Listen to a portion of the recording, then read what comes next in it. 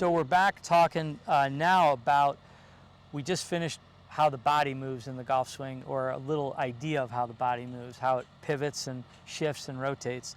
Now we're going to focus, these two sticks represent essentially the angle of the shaft and how the club and the arms move through the golf swing.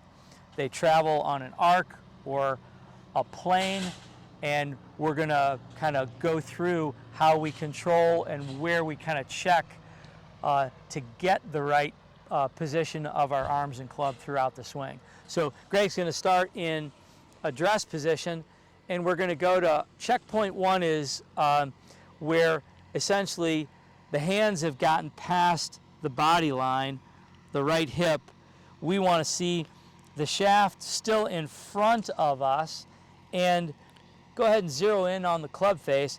The toe is in front of the heel. So if Greg were to just sort of return back to impact, that face is square.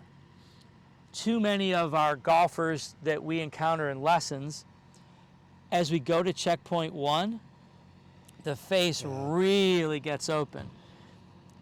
And if you could zero in on his hands are in a much different position than they were at address.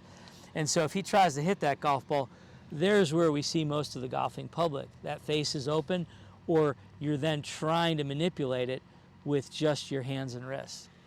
Yeah, I don't think people understand when they get the club back to this point here. I mean, you want to see the club face the ball way more than you do when it's up here like that. I mean, again, right, I was taught that that's got to be straight up in the air. Yeah, before we knew a whole lot, right? I now understand that that's pretty open. Yeah, right? that's great for a pitch shot, which we talked about. The toe up on a pitch shot's great, but for a full swing, that's a real dangerous place to be. And as we kind of move through this, let's go back to the toes in front of the heel, more facing the ball, as you said. I could bring this out, our little magnet. And so go ahead and go from address to that position. Good. So it's still facing essentially an extension of the target line. If it's open, look where that ball is going to go if I don't change it in the downswing. It's going wide right.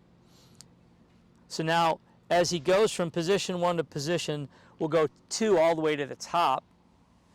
Let's take it from back here.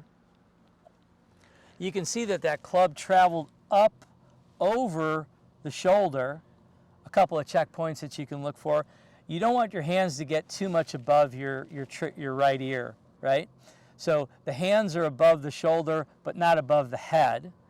And if he softens his arms and just lets the shaft drop, it drops somewhere right on the seam of the shoulder. There's a great checkpoint that you've been able to move from address position all the way up to a very good position at the top, where the shaft is basically parallel to the target line.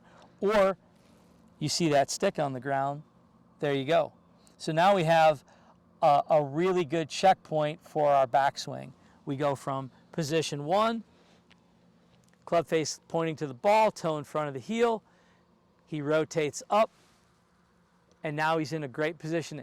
And as you see at the top, that toe is still in a great position there.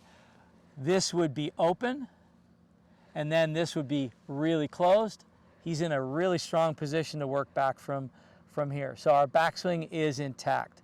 We'll be back with the downswing in just a minute. If you have any questions that you'd like answered, or if you'd like to take some lessons here at beautiful Edgewood Golf Course, you can please contact us in the golf shop at 701-232-2884. You can follow us on Facebook, fargogolf.net, all those great social media accessibilities that we have in a great Fargo Park District Golf.